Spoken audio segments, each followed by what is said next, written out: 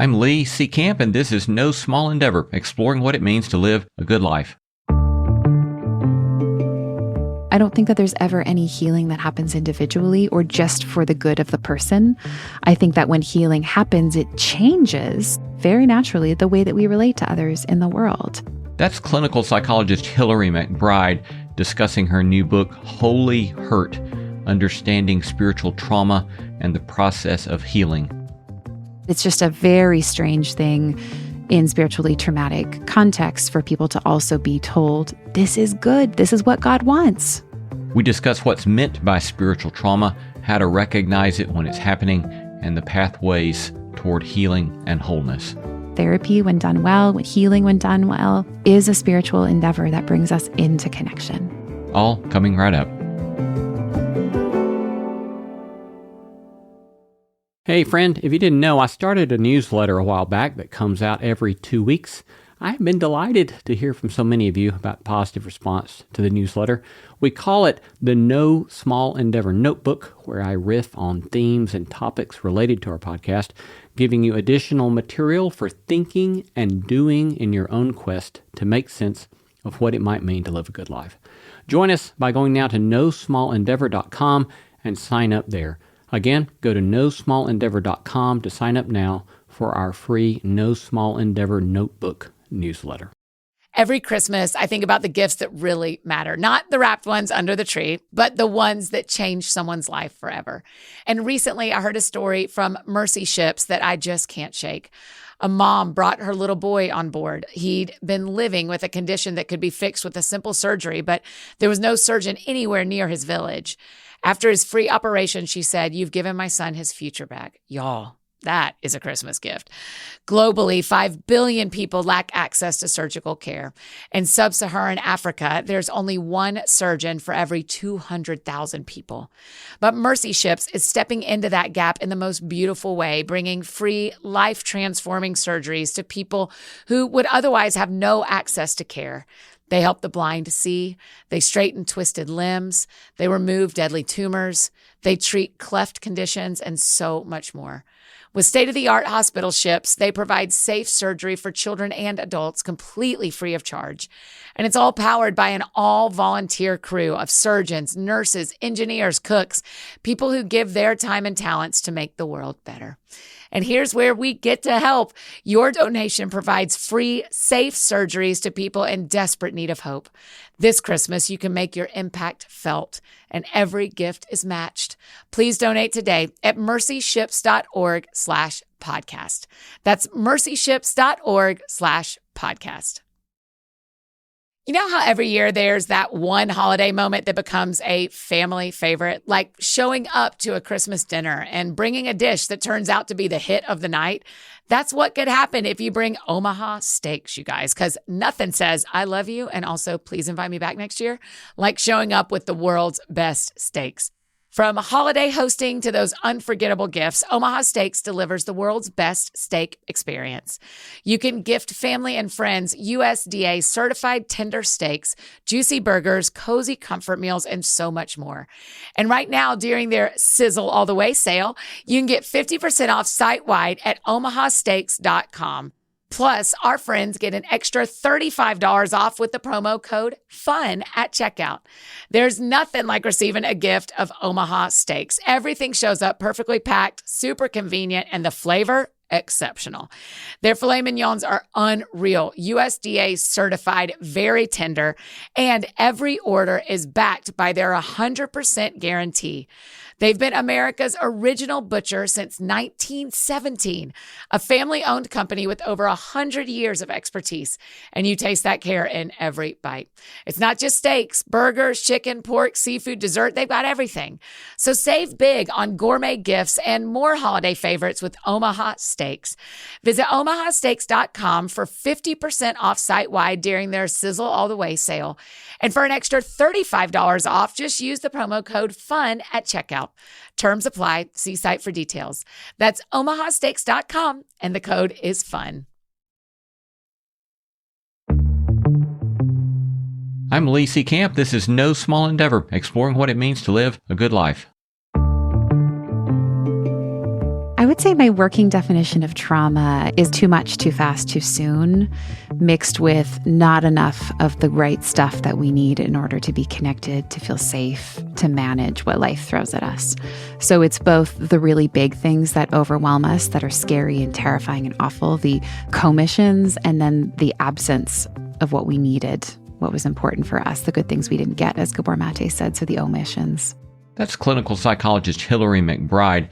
Hillary specializes in the treatment of trauma, and she's here to talk about a specific kind of traumatic experience that can be deeply harmful and difficult to recognize. Why spiritual trauma is so distinct from other kinds of single incident trauma is it's usually complex, which means that it's not one event. It's not a car accident with a clear beginning, middle, and end. It is a lifetime. It's a community. It begins to become the fabric of how a person lives in the world, as opposed to a fully organized, developed, secure sense of self, a bad thing, and then recovery on the other side.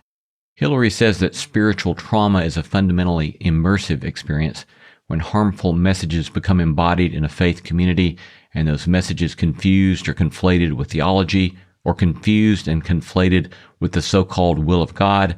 Such a context makes asking for help an extremely difficult endeavor. Such a context makes even recognizing that there's a problem an extremely difficult endeavor.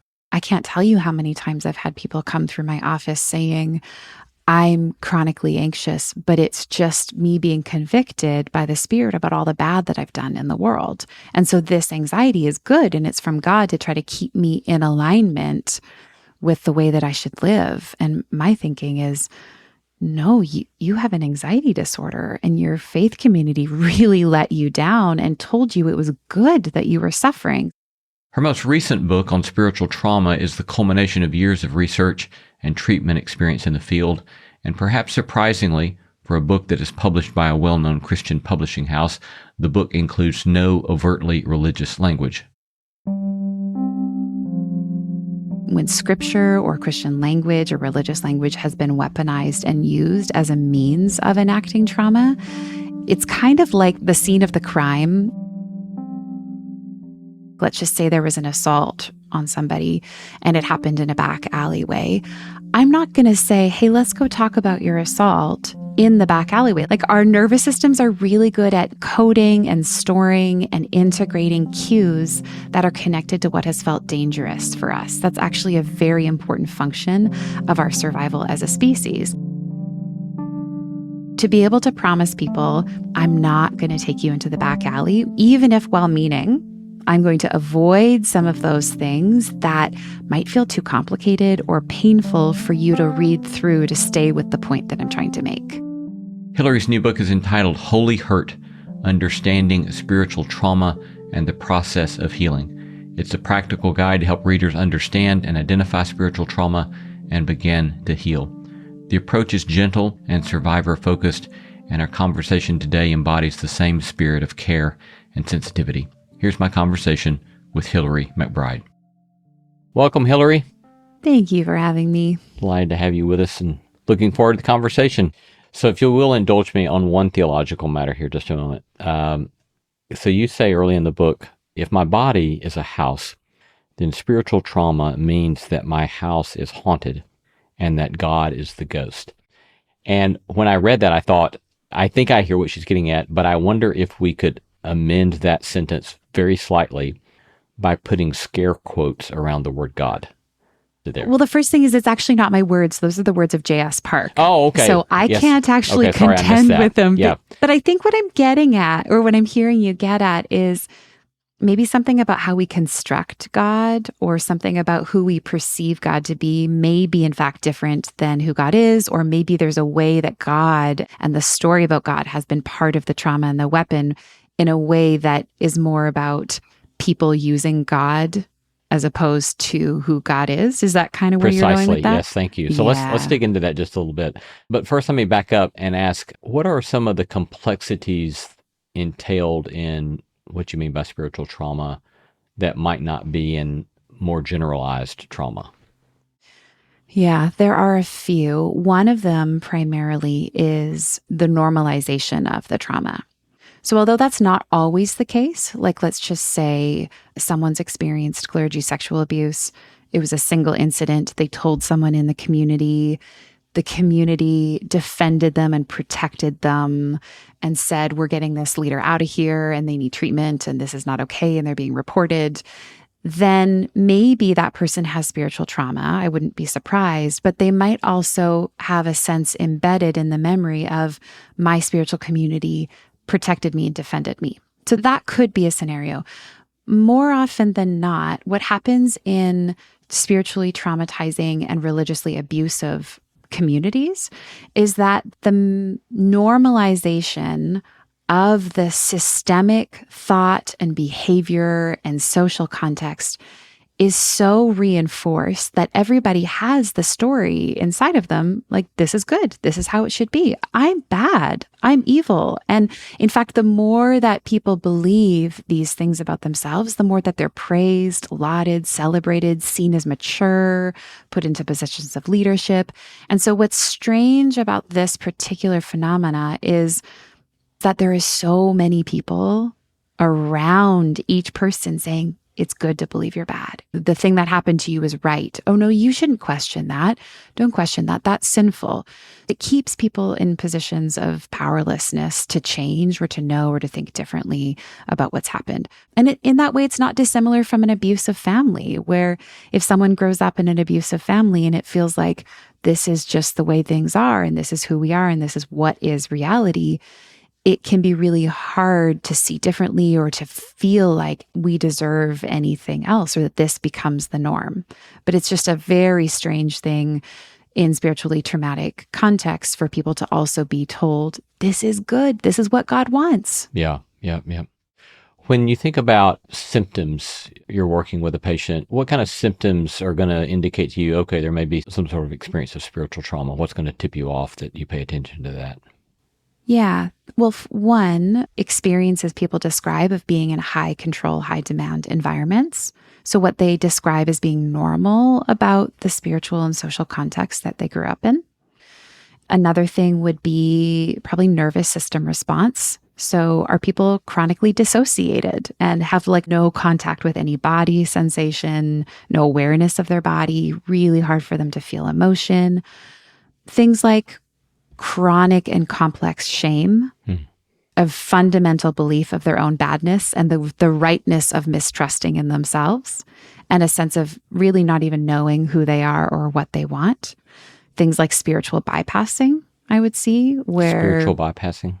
It's a term coined by John Wellwood in the 1980s. He was primarily talking about it in Buddhist contexts initially, and then kind of broaden the definition to look at it in other spiritual contexts. The idea is that people use spiritual practices or doctrine or behaviors to get away from uncomfortable feelings. There's lots of different ways that it could look, but it's a pretty good tip-off for me that this has been a very well-worn pattern in a person's past, when as soon as I ask them to feel something that's kind of uncomfortable, they move right away to a verse, a prayer, a practice, a statement.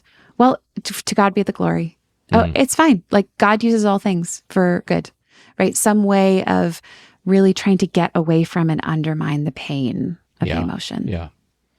Are there other particular things about a communal context or power dynamics that especially cause you concern when you note them?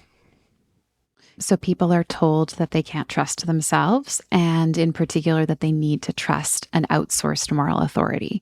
So those dynamics together create this really problematic phenomena where if people are being told by trusted leaders, your heart will lead you astray, your heart is deceitful, you can't trust it, trust me instead, then it outsources power to people and it makes it really hard to question authority or hold authority into accountability. So those two dynamics together, I think, are important. A colleague of mine, Dr. Preston Hill, will talk about spiritual gaslighting as well. So spiritual authorities saying to congregants or participants in the community, like, well, you can't trust yourself. You're dangerous. You can't really trust what's going on inside. And, oh, no, God didn't say that. I'll tell you what God said. So if we're making people question their own lived experience and their own experience of their spirituality and using a position of authority or power to grab power away from people. Yeah. I can imagine somebody listening and wondering this.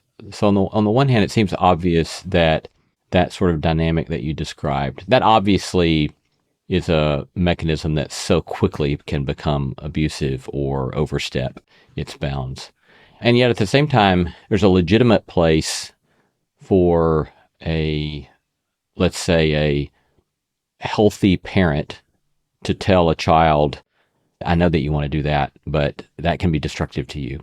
So when your head's telling you, your heart's telling you, this is really, really, really what you want to do, I want to tell you, my one I love, that could destroy you.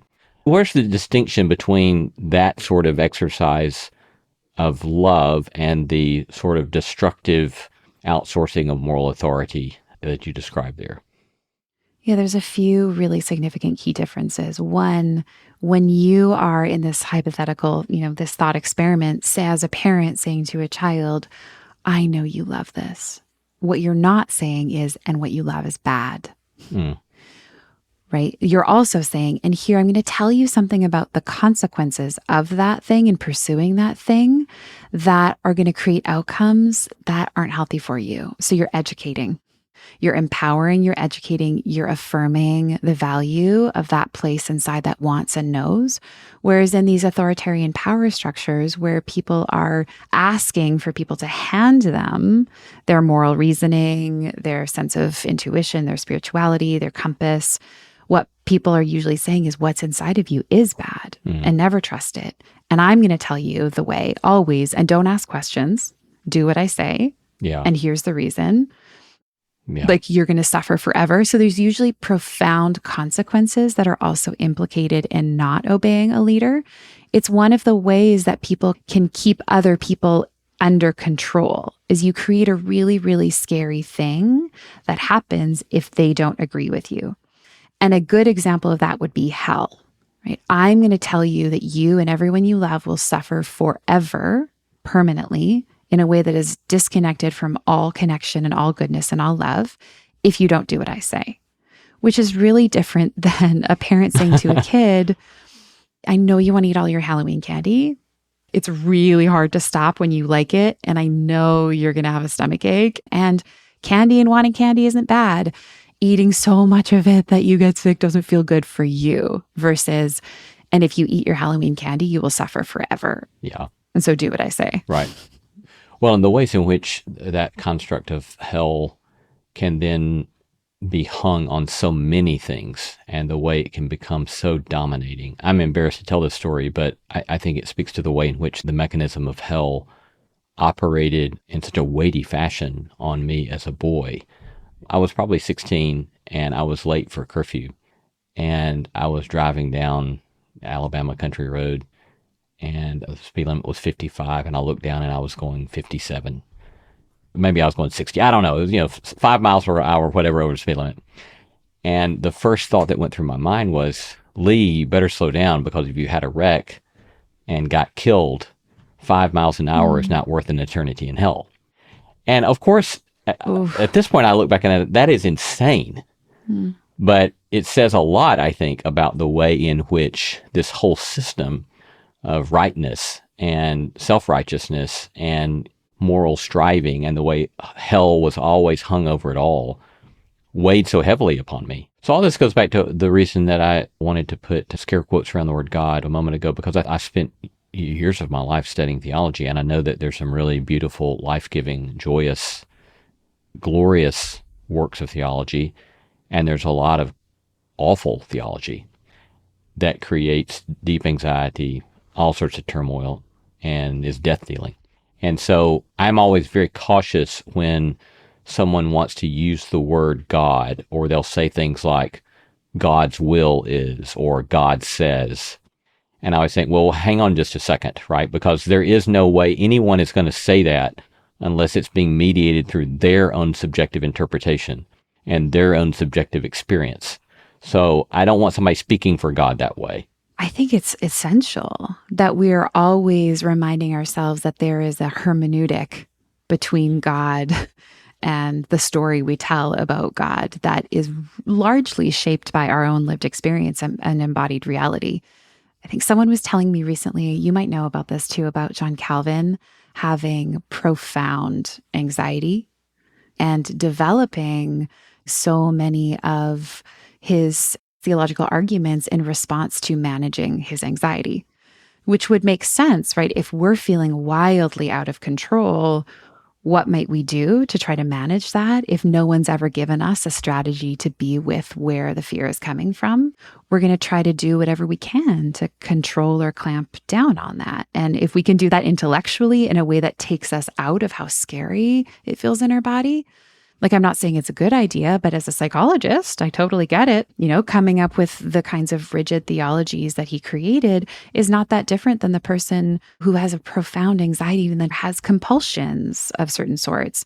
But the point is that so much of what we think about God is a reflection of our embodied reality. And anytime we forget that we are bodies that shape our interpretations, then we forget that there is so much more of what is happening inside of us projected onto our ideas than there is the reality of the thing that happened. Yeah. Well, this is one paragraph that I particularly drew out here. It begins, where I start to wince is when faith communities ascribe to God our own defense mechanisms.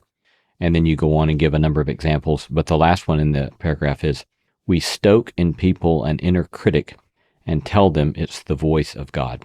Which I think is just a brilliant insight, right? As a community, we can cultivate these sort of inner reactions of anxiety or whatever the case may be, and then say, well, that's God. And it may have nothing to do with God. It may be the sorts of compulsions or the obsessions of a community that are death-dealing. So I found that super helpful. Oh, just that it's so powerful to be able to pull those apart and realize that there is a voice inside that we have been handed by our community about how we should talk to ourselves. Maybe it's the critic, maybe it's guilt, maybe it's shame, maybe it's fear and anxiety.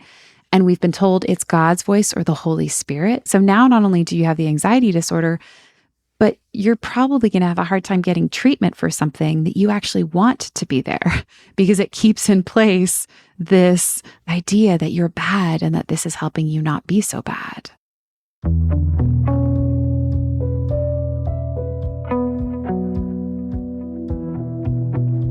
You're listening to No Small Endeavor and a conversation with Hillary McBride.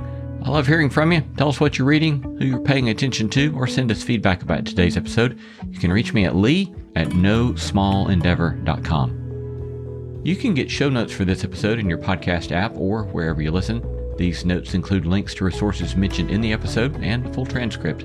We would be most appreciative if you'd go to your favorite podcast app and write up a glowing 5-star review of No Small Endeavor, because those reviews help extend the reach of the beauty, truth, and goodness we are seeking to sow in the world. Coming up, Hillary and I discuss the high stakes of religious trauma, our meaning-making brains, and how somatic therapy can help us heal.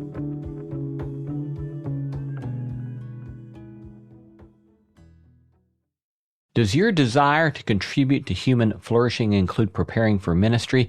Nations U, a proud sponsor of NSE, has been inspiring and equipping Bible students to be better disciples and teachers for over 30 years. Nations U accredited certificates and degrees can prepare you to live a transformed life that enriches and transforms the lives of others. Self-paced and affordable, you can begin right now. Nations U is offering NSE listeners an exclusive 50% off on your first quarter of study. Enter the discount code ENDEAVOR50 when you visit nationsu.edu/endeavor or click on the link in the show notes. Again, that's nationsu.edu/endeavor. You describe spirituality as our innate longing for connection. How do you see trauma as cutting us off from that? Yeah, I think that trauma inherently fragments. It pulls apart, it injures, right? It separates the things that are intrinsically designed to be connected. Mind and body, me and you, us and the earth, a sense of our interconnectedness as a species or with all living things.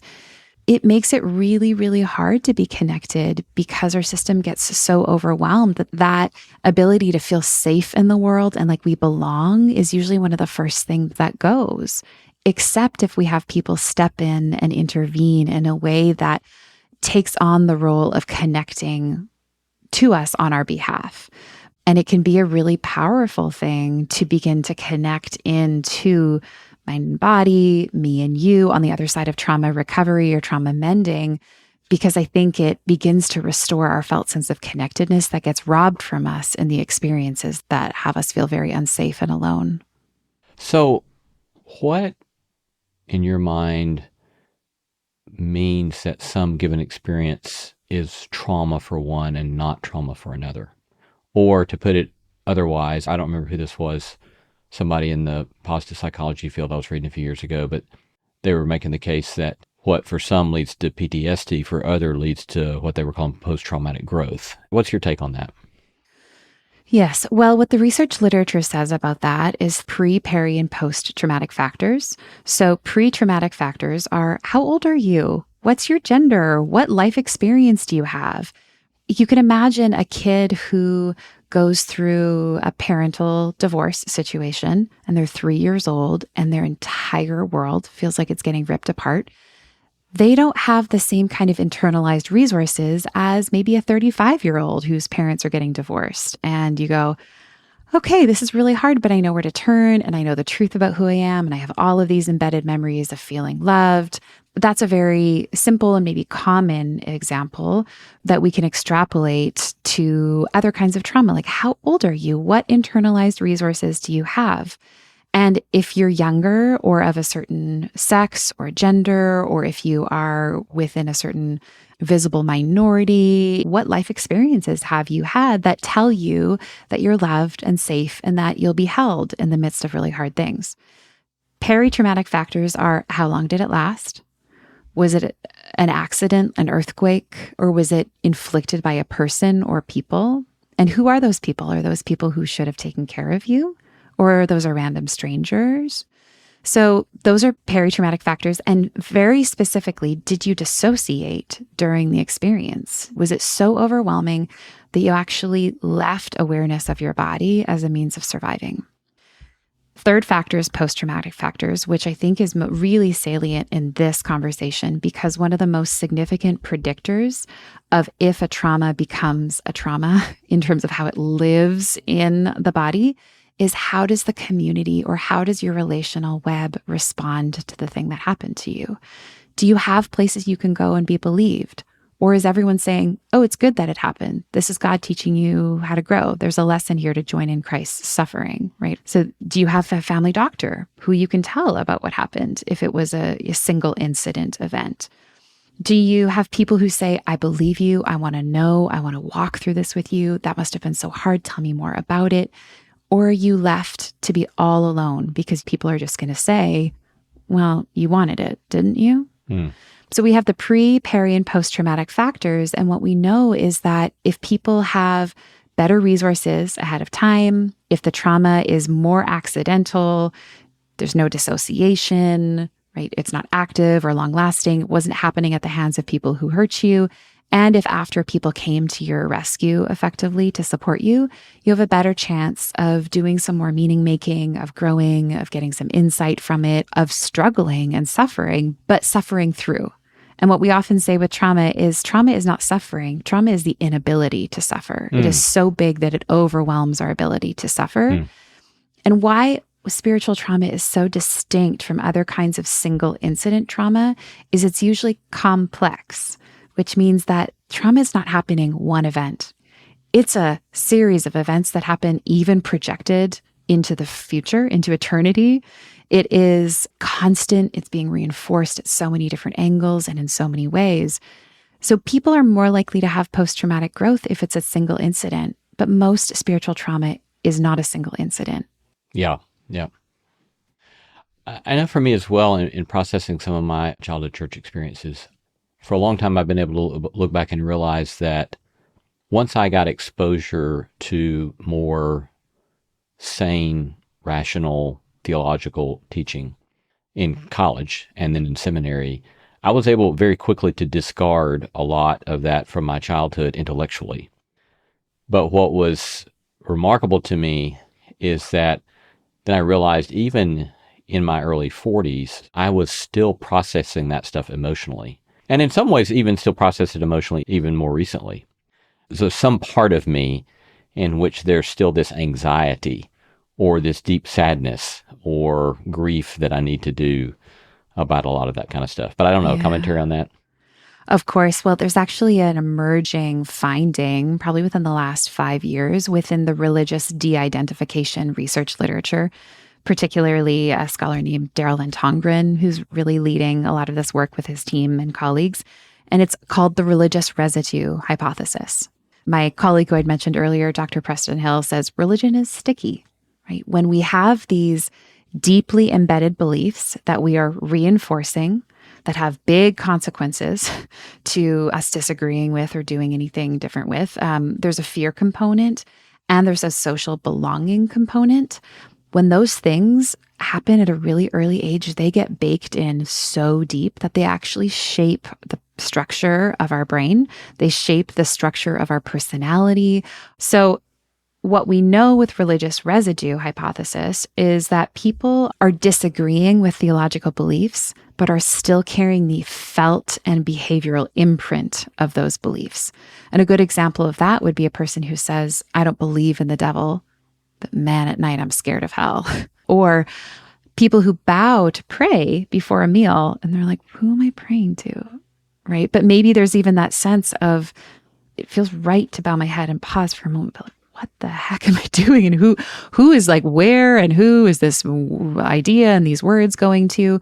Or maybe people who say, like, I don't believe that purity culture and high control of sexuality is good or right, but I feel really guilty when I masturbate or when I have a sexual experience with a new partner, and I'm not in church or I'm not in purity culture, but people will have panic attacks, will have fear, will have intrusive thoughts related to sexual experiences that linger from a purity culture context that they don't agree with anymore. And so that's religious residue, that our brain-body system is telling the story of who we've been and where we've come from.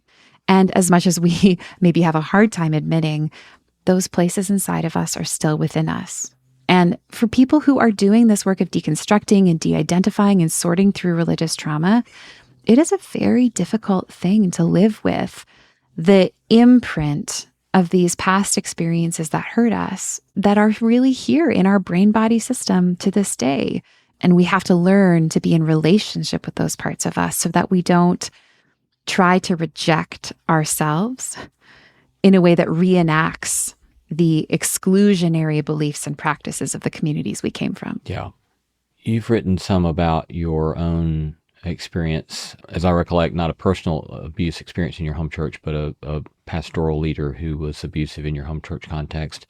And then the way some perfectionisms also came up in you and some of the negative impacts that had upon you. But to whatever degree you would like to share, how does some of your own personal experience inform the work that you were doing? Yeah. I don't know if there's any work that I do with heart and meaning that doesn't connect to me in some way. We always say in the academic world, research is me search. And so on some level, we're all trying to work our stuff out. And I really care deeply about spiritual trauma. And I cared deeply at first because my patients were telling me that this was painful for them and unresolved, and there weren't resources.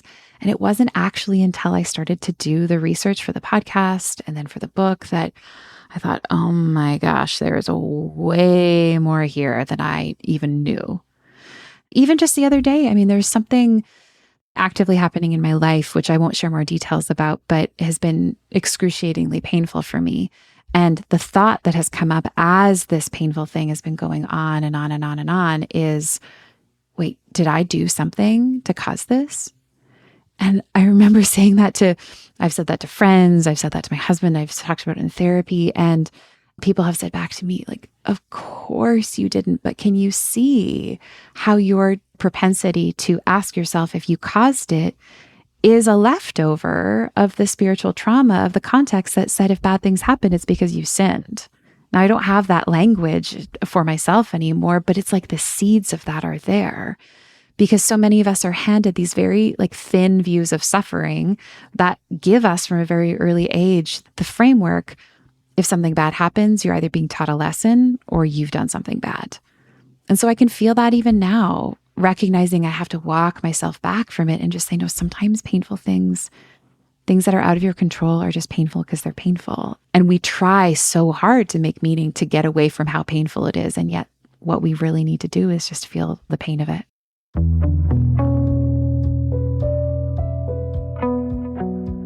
Coming up is a short break, followed by our discussion on grief, epigenetics, and therapy as a spiritual endeavor.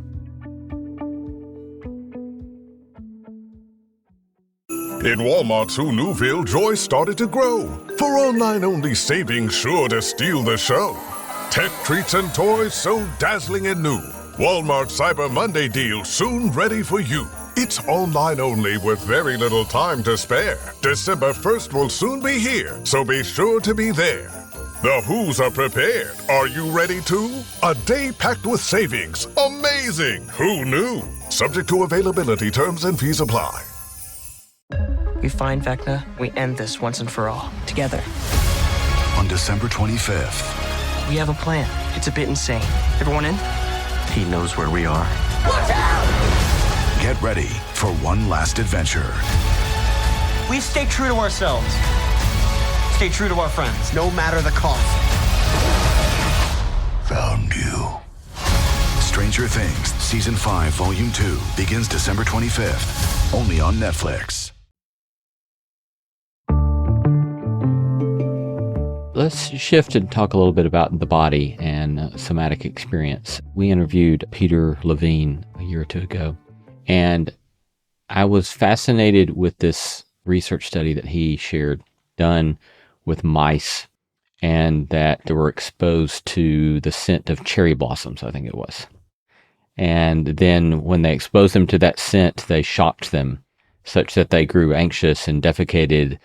And then they bred the mice, and they found out that 6 generations later, you could still expose those great-great-great-grandchildren to the scent of cherry blossoms, and they would grow anxious and defecate on themselves. And I just found this so fascinating. It seems to me that we know so little about this, at least on a more popular level, that there's still in me a part that's like, really? Do we really carry trauma in our body? Tell us more about the way you're seeing this and what the research is telling us and teaching us and what you've learned about that.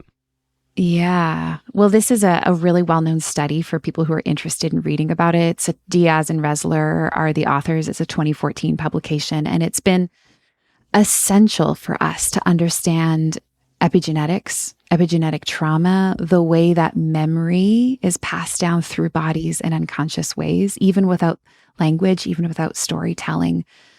And I think what it does is it allows us to see that there is something of our body, one, that is telling a story. And that's kind of a new idea if we have been taught that our body is just an object to manage or control, to see, oh, our body is telling a story. And two, our body might be telling a story about society, about relationships, about ancestry, about survival. So that study, I love coming back to it over and over because it, again, speaks to the intelligence of bodies.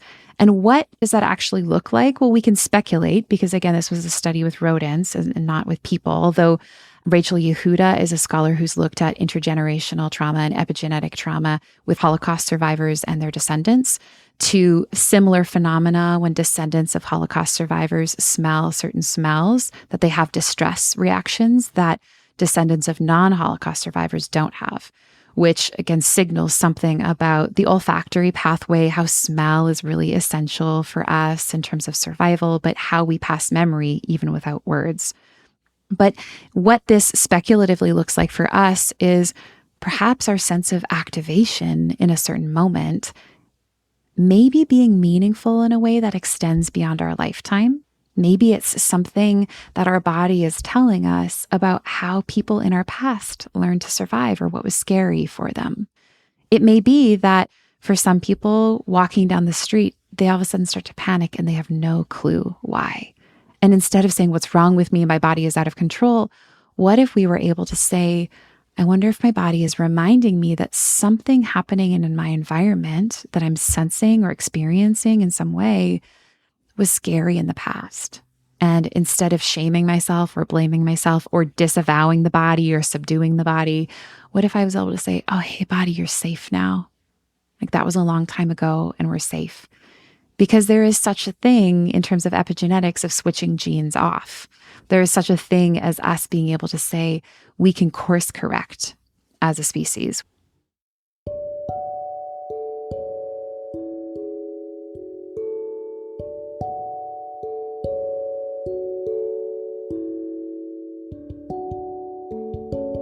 Early in your book, you kind of expand a vision for thinking about spiritual trauma beyond just church abuse, including things like colonization or racialized violence justified by religion. Any other kind of comments about the way our learning about trauma can help us pay attention to these larger systemic realities in ways that we ought to be paying attention to them? It's kind of my favorite thing to talk about related to this right now, because it feels like it's pushing us to a new edge with the conversation of spiritual trauma. When people will say to me, "What? Oh gosh, everyone is talking about spiritual trauma these days," or "Where is this coming from?" or "How come all of a sudden, out of nowhere, there are so many people talking about this?" And it's a very Eurocentric, white-centric way of looking at spiritual trauma, because Indigenous populations have been talking about spiritual trauma since first contact on Turtle Island. The fact that we call this North America and not Turtle Island, and the fact that there's colonization and that we are not under Indigenous governance and rule, and that the church is involved in that through the doctrine of discovery, I mean, all of these are legacy of spiritual trauma. So I think it's important to recognize that westernized and white contexts are new to the conversation that has been happening for a long time. And we can learn something of sustainable ways of living. We can learn something about repair and reconciliation on a large scale when we remind ourselves there are people who've been working on resolving and mending and sorting for much longer than we have been in this conversation.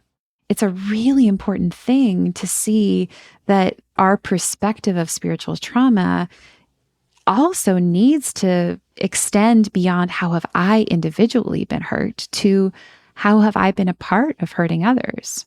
And that conversation can be very overwhelming if we have a deeply held core belief that we are bad and broken. Because it's easy for us to move into a shame spiral or into collapse or into like the frozenness of, well, I can't do anything and I'm just bad and I can't, right? Or moving really quick into trying to solve the problem on our own. There's a gentleman in the book whose work I include significantly because it's so important on this topic, Mark Charles. He's one of the co-authors of the book Unsettling Truths, which is looking at the origin of the doctrine of discovery and how it's shaped what we understand as North America to this day. But what's really interesting about the stories he tells, if you listen to his work and engage with his work, is he's an Indigenous man and a pastor. He'll go talk about reconciliation and the doctrine of discovery and lament, like what do we need to do to repair? And he'll say there'll often be a single person who comes up after and says like, I'm so sorry, and looks grief-stricken and I'm bad, and will, try to wash his feet and try to make it right. And he will regularly remind people to think that you can solve a systemic problem individually is an artifact of spiritual trauma. To think that you can do it on your own, that there's even such a thing as an individual, means the roots of how deep this goes are way beyond what we can even conceptualize at this point. We can't solve systemic problems individually in totality. But what we can do is say, how can I be a part of looking at this? How can I be a part of change? How can I be a part of seeing how deep this goes in me and in these systems and doing the little bits that I can over time to shift things in a different direction? And it is very hard to have the capacity to do that if we believe that we're deeply bad. So I remind people regularly, some of the best work that you can do in service of changing systems is actually begin to turn towards the places of hate inside, the judgment inside, the trauma inside, and learn to love those places or let them be loved. And it's when we do that and we can begin to trust that we are secure that we are lovable, that we can be good people who have done bad or harmful things, then we're less threatened when we start to look towards our role in harming others. That's just remarkable. This week, I was talking to a friend who has experienced some serious abuse, serious transgressive experiences that she had as a child. And she'd done a lot of work around that. And then I was sharing some of my own experience with therapy and so forth. And then she said, do you ever feel like doing this kind of work is indulgent? How would you respond to somebody who asked that question? Mm-hmm. When I hear you say that, my first thought is in family systems where childhood abuse happened and wasn't known about and supported, or people tried to talk about it and weren't believed or protected, it's not unusual for there to be a belief that goes along with that says it's indulgent to make room for my own experience. And it may be that belief is an artifact of the family or the abuse, as opposed to a reflection of the therapeutic process. So it may be for people who were never given room to look at what's inside of them and feel and actually have the attention of an adult on their most vulnerable places. They might have no way to make meaning of it. And the only strategy is to say like, this is too much. I shouldn't have this. I'm not entitled to this kind of care because I never had it before. Another way of looking at it is I don't think that there's ever any healing that happens individually or just for the good of the person. Maybe it seems like a slow trickle-out effect, but there is something good that happens in the world when we learn to be more kind and loving, even if it starts with what's inside of us. And if our therapy isn't helping us show up in the world in a way that brings us into relationship or feels a sense of meaning or purpose or connection, even later down the line, the first person to initiate a definition of complex trauma, Dr. Judith Herman, who's a psychiatrist and is a pioneer in the field of trauma studies, had said that one of the final phases of recovery from trauma and complex trauma is, okay, what do we do with all of this now?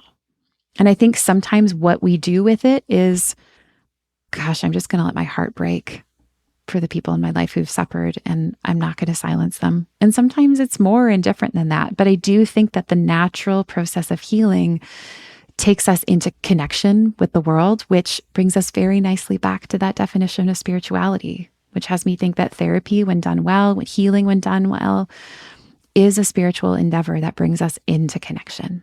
That relates to near the end where you say that you see grief as a form of hope. So unpack that a little bit for us.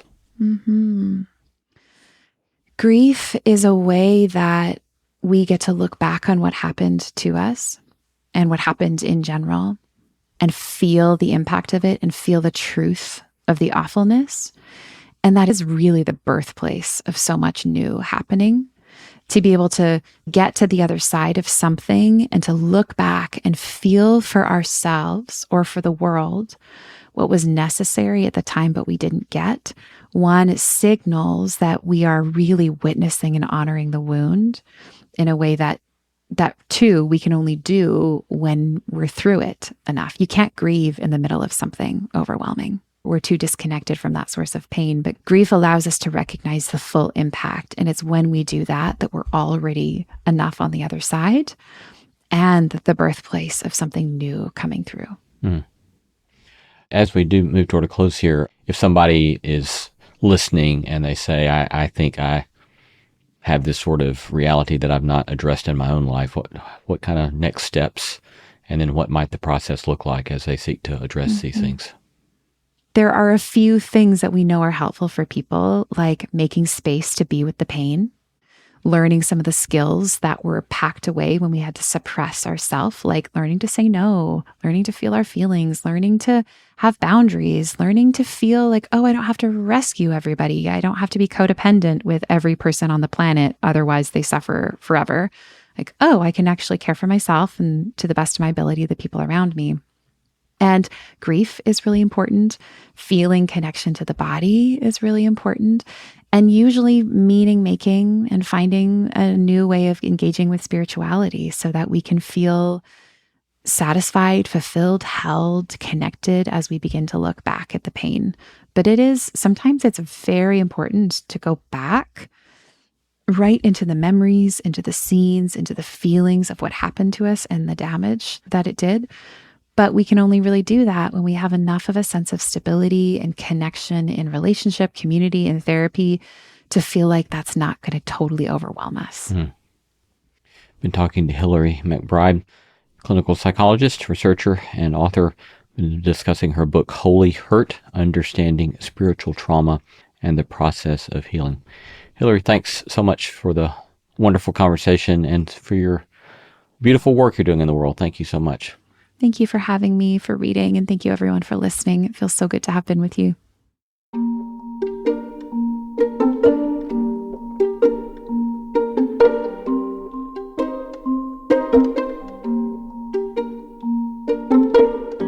Here's one small closing take on today's interview.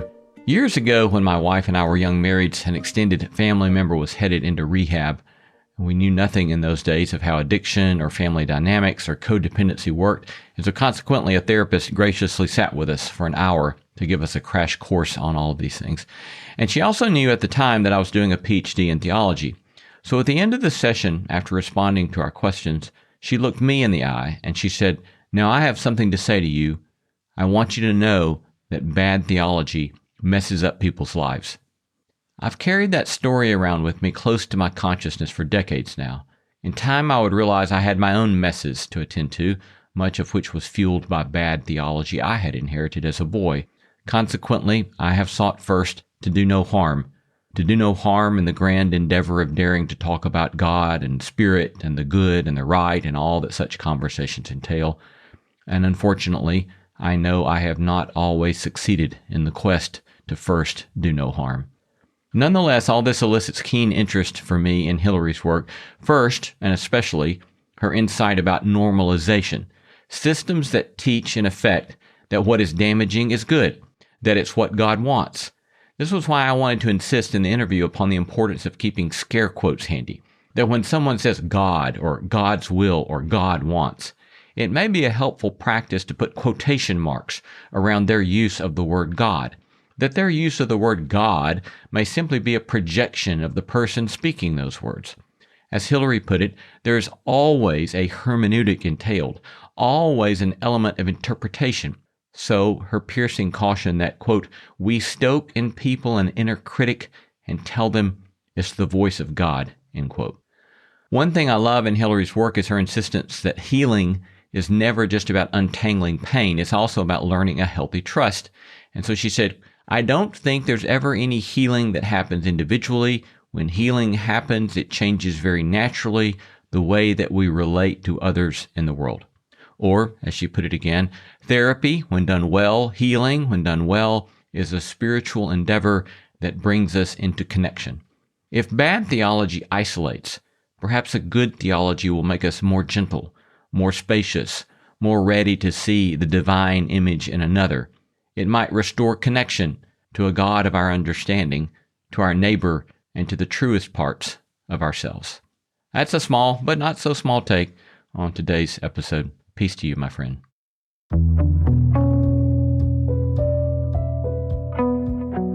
You've been listening to No Small Endeavor and our interview with clinical psychologist Hillary McBride on her new book, Holy Hurt, Understanding Spiritual Trauma and the Process of Healing. We gratefully acknowledge the support of Lilly Endowment Incorporated, a private philanthropic foundation supporting the causes of community development, education, and religion.